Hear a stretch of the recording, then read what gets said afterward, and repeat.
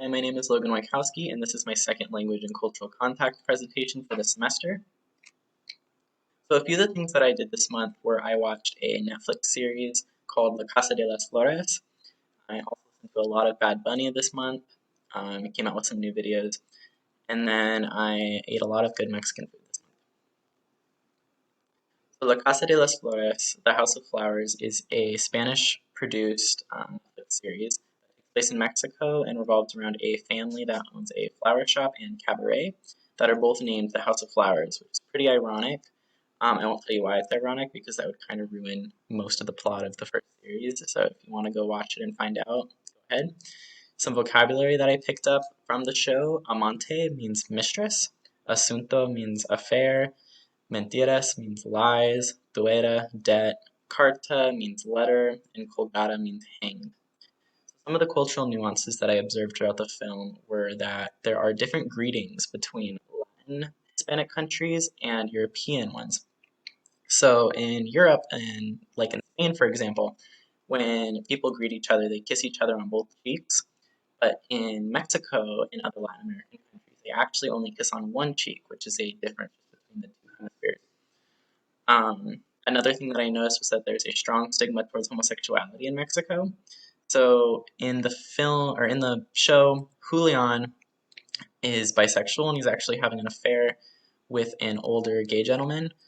Um, and a lot of the mom's friends are telling her that they think that Julian is gay, and she's really worried about it. She goes and sees a therapist about it because she's concerned about her son being gay. And then in one of the scenes, they're actually she's talking to some of her girlfriends, and they're talking about one of their nephews going through conversion therapy and shock therapy to try to heal the sickness, as they were calling it. And so that was just something that I noticed. That seems to be a strong cultural nuance in Mexico and other Hispanic speaking cultures as well. And then another thing, I was listening to Benito Antonio Martinez Ocasio, or Bad Bunny, he's called pretty commonly. He is a Puerto Rican artist, and a lot of his music and music videos take really strong stances on social issues that revolve masculinity, gender norms, and sexuality.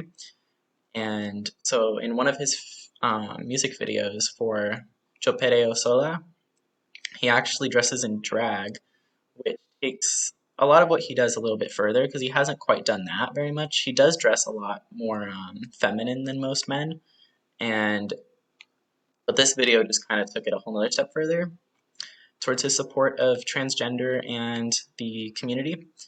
Um, Another thing that he did, there was a hate crime committed against a transgender woman named Lisa Luciana Ruiz, also known as Alexa locally.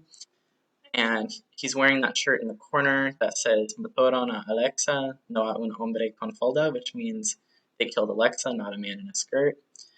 Um, and it's very common for him to kind of take very strong stances towards these kinds of social issues.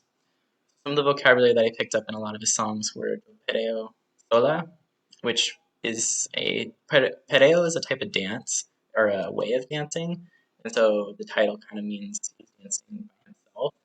Ganar means to win. Pero ya no is another title of one of his songs. It means no longer. It kind of talks about being out of love with somebody. And then hostigas means harass. And some of the songs that I was listening to. And then lastly, my mother-in-law likes to invite us over for dinner a lot. And so my boyfriend and his family are all Mexican.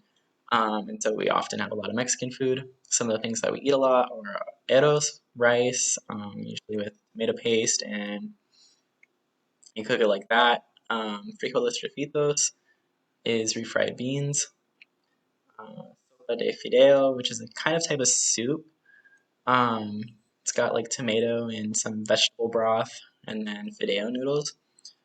We eat a lot of tacos, tostadas, and then we also eat a lot of carne asada. And these are just some of the kind of foods that are common in their kind of culture that they like to eat a lot. They like to make food in large amounts. His mother-in-law thinks I'm very skinny, so she tries to feed me a lot, fatten me up a bit. But yeah, we usually have really huge meals and we eat a lot of these kinds of foods when we're over there. And that is all for my language and cultural contact presentation. Thank you so much for watching.